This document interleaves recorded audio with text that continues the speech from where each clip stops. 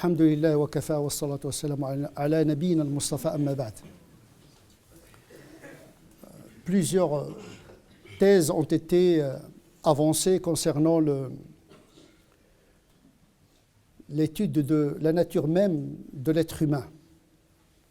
Est-ce qu'il est fondamentalement un être individuel ou fondamentalement un être social? Quelle est sa vraie nature? Il ne faut pas sous-estimer ce type de questionnement parce qu'il a des répercussions sur le comportement et la législation. C'est la philosophie ou bien la théologie qui te fondement des lois. Et donc tout dépend de notre perception de l'être humain. Beaucoup d'options ont été proposées.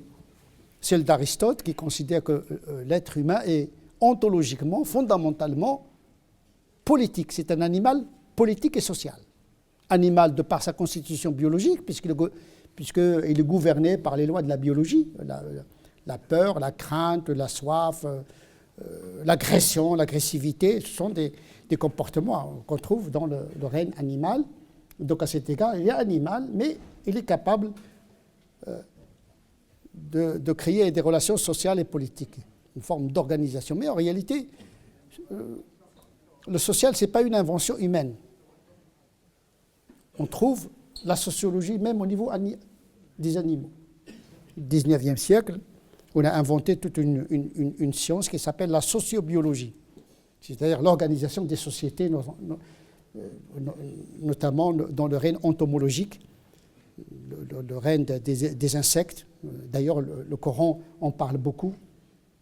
Les abeilles, les fourmis, ce sont des sociétés qui sont organisées, hiérarchisées. Donc la société n'est pas le propre de l'homme.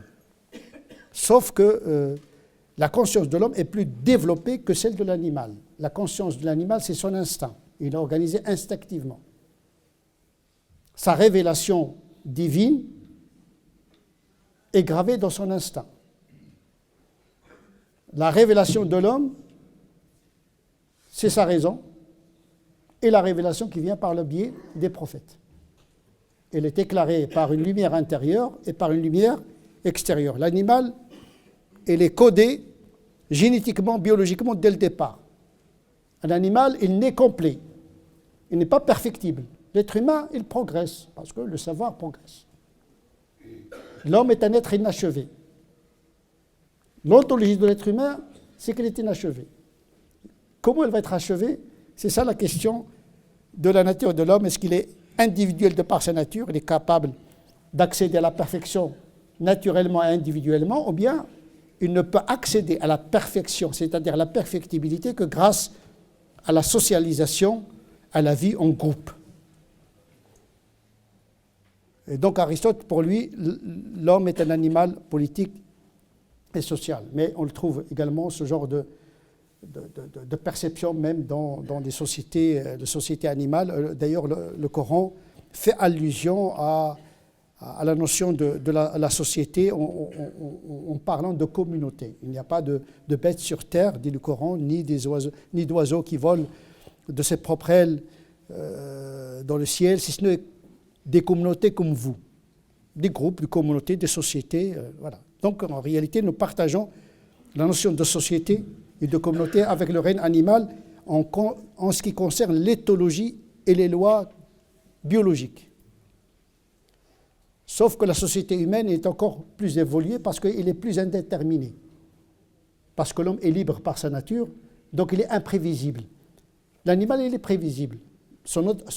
L'éthogramme de l'animal, il est constant. Il subit un déterminisme biologique. On peut prévoir le comportement d'un animal.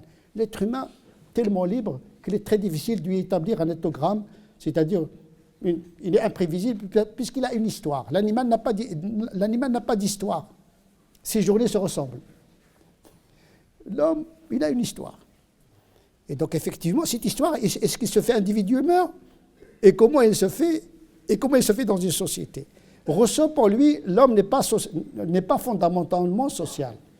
Au contraire, la société est une menace pour lui. Rousseau, il parle du bon sauvage. L'homme, tout seul, il ne souffre ni d'inégalité, ni d'envie, il est bon. En réalité, ça ressemble un petit peu à la fitra à la musulmane.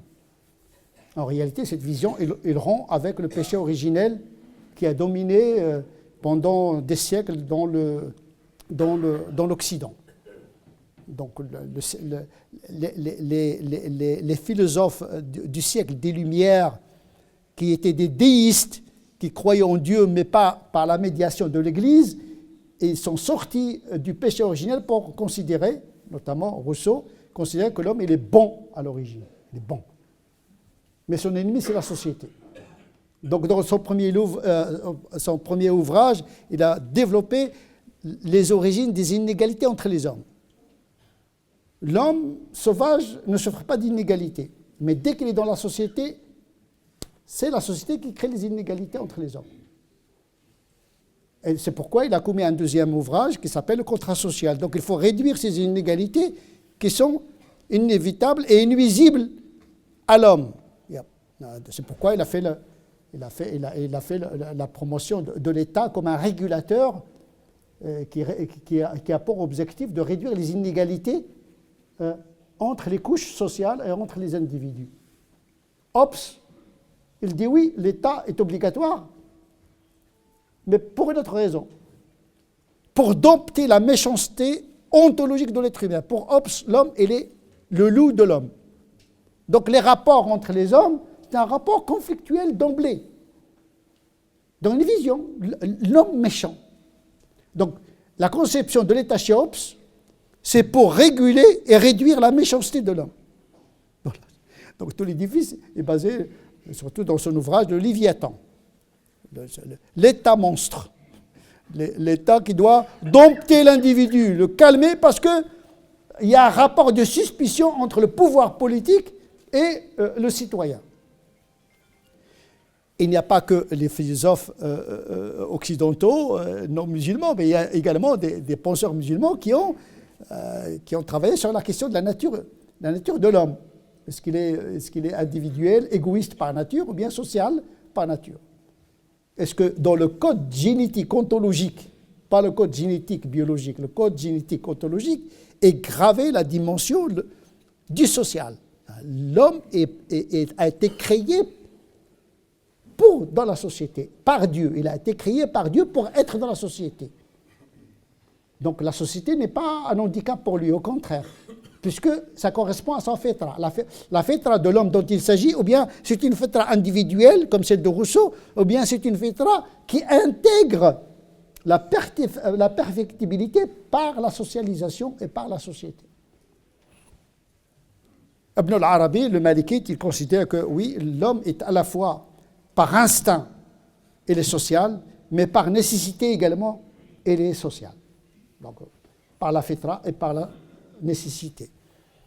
On trouve ça, la même idée à peu près chez Ibn Taymiyyah, le Hanbalite, et puis Razi, et puis d'autres théologiens musulmans qui considèrent que l'homme est à la fois individuel, bon individuellement, mais dont la bonté et la fitra n'est pas forcément altérée par la société, mais que la société est intégrée dans sa perfectibilité. Donc il n'y a pas de tension en réalité, il n'y a pas d'exclusive. Et donc cette question de la société, quel est le destin de l'homme? Quel est le destin de l'homme? Parce que c'est de Dieu dont il s'agit. Dieu, il a mis l'homme comme représentant sur terre. Comment cette représentation de Dieu va s'accomplir comme il se doit? Est-ce que l'homme ne peut se réaliser dans la transcendance qu'en s'isolant de la société? C'est pourquoi il y a beaucoup de gens qui cherchent leur salut dans l'isolement. Le kholoua, ou les nizal, parce qu'ils considèrent la société est l'ennemi de l'homme. Il ne faut pas que je fréquente les gens, parce que ça altère ma nature, ou bien je ne peux me réaliser que dans la société. D'ailleurs, la morale n'a aucun sens. Parfaire la morale, comment parfaire la morale si on ne met pas à l'épreuve la morale par la fréquentation. La passion, on découvre Dieu et les attributs de Dieu et la morale dans l'épreuve dans la société. Et donc effectivement, à cet égard-là, la société est quelque chose d'abord d'inévitable, parce qu'on ne peut pas, tous les savants disent qu'un homme ne peut pas se suffire à lui-même. Donc il y a, pour faire un bref résumé, il y a une vision qui met en tension l'homme avec la nature et la société, et il y a une vision qui apaise l'homme et qui aboutit à une relation intelligente et pacifique avec la nature et la société. C'est l'option coranique. Le Coran parle de taskhir, être au service. Il a mis à votre service les cieux et la terre, tout cela de sa part.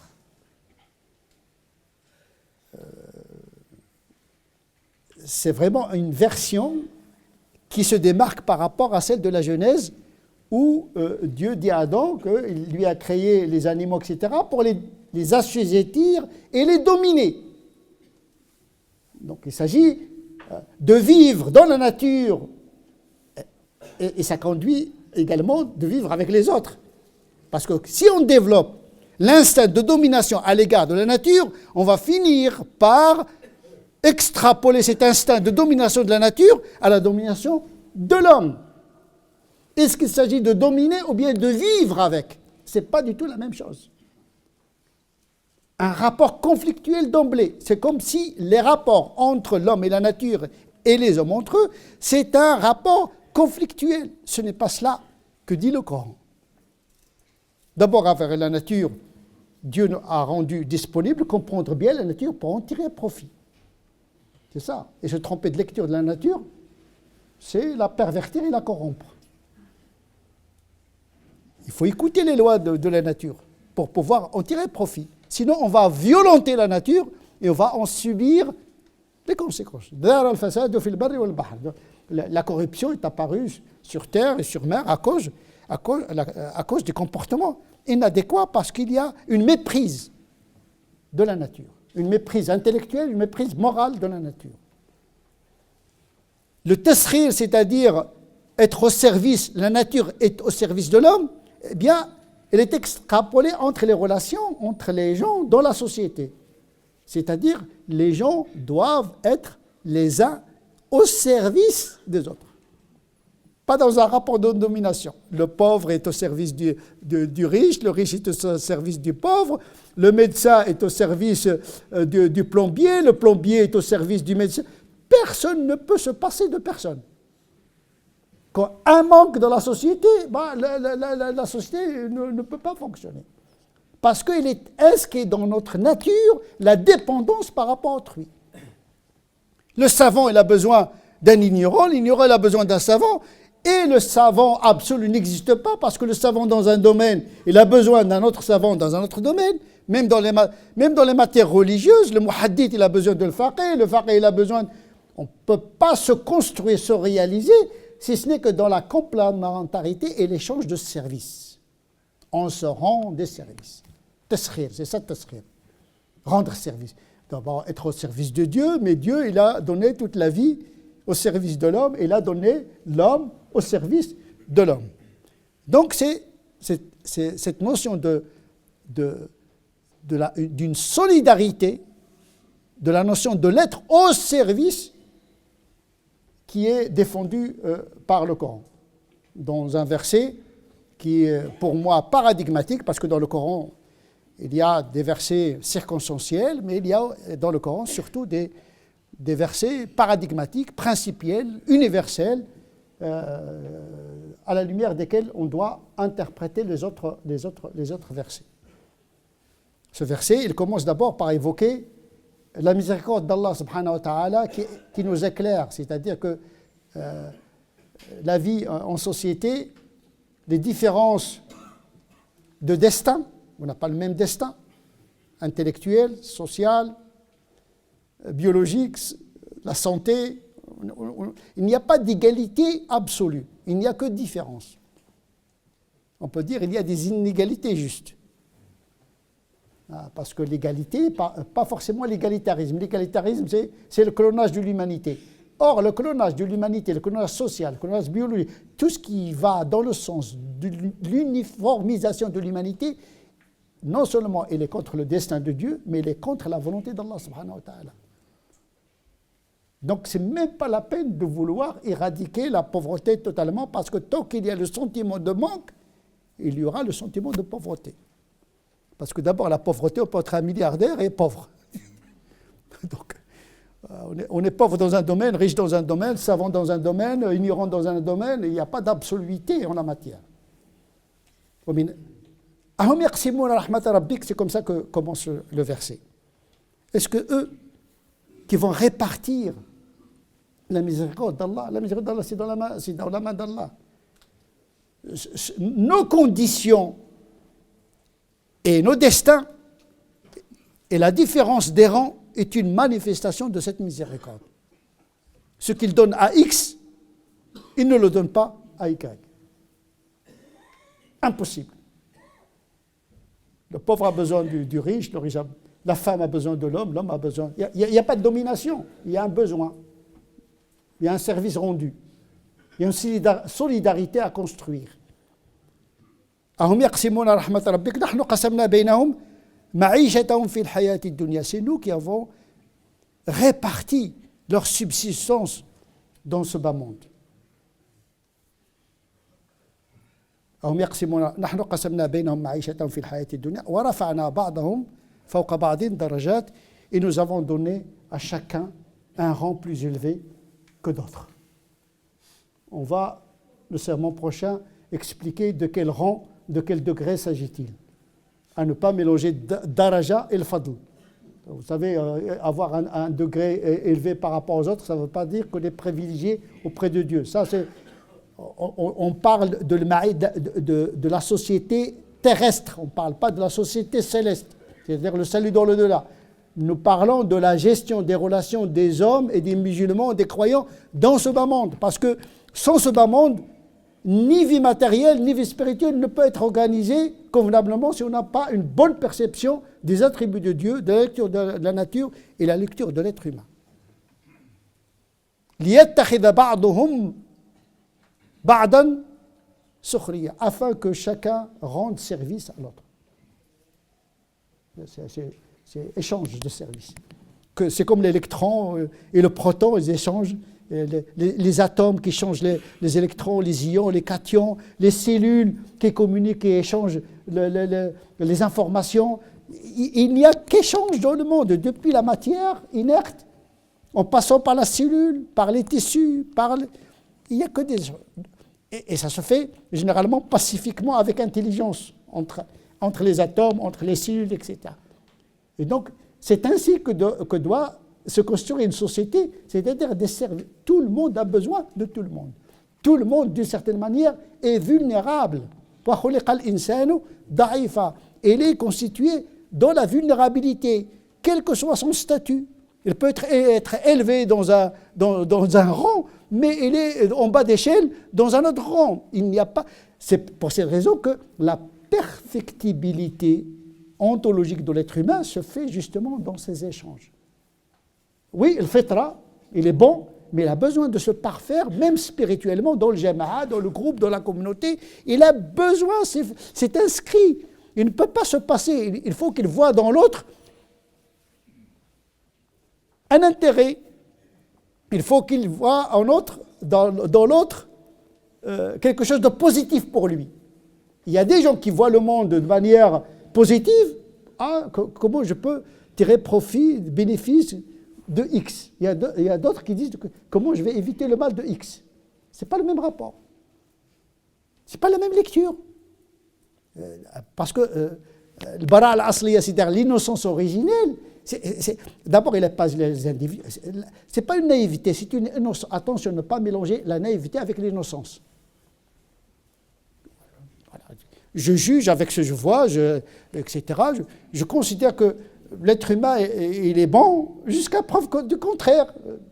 Et si je suis un obscien, un pessimiste, Je vais dire, le rapport avec l'autre, ça ne va pas être rendre service, c'est rendre des coups. Ce n'est pas la même chose. L'échange des coups, ce n'est pas l'échange de... Malheureusement, notre société, elle est construite comme ça. Ça veut dire la méfiance dans les couples, dans les familles, entre les communautés, entre les individus. On ne peut pas construire, on n'est même pas en conformité avec les lois naturelles. Je ne parle même pas des lois révélées. Et donc effectivement, ce verset-là nous donne un paradigme, comment doit être la nature de la relation entre les gens. On va essayer, Inch'Allah, de développer ce verset sur l'échange de services entre les différentes strates de la société, entre les compétences des individus.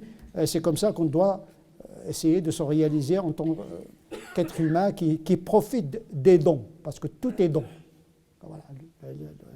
Comment profiter du don des autres pour grandir. نسأل الله عز وجل أن يجعلنا من الذين يستمعون القول فيتبعون أحسنه أولئك الذين هداهم الله وأولئك هم أولو الألباب اللهم اهدنا فيمن هديت وعافنا فيمن عافيت وتولنا فيمن توليت وبارك لنا فيما أعطيت وقنا واصرف عنا شر ما قضيت فإنك تقضي ولا يقضى عليك اللهم صل على سيدنا محمد وعلى آل سيدنا محمد كما صليت على سيدنا إبراهيم وعلى آل سيدنا إبراهيم وبارك على سيدنا محمد وعلى آل سيدنا محمد كما باركت على سيدنا إبراهيم وعلى آل سيدنا إبراهيم في العالمين إنك حميد مجيد سبحان ربك رب العزة عما يصفون وسلام على المرسلين والحمد لله رب العالمين.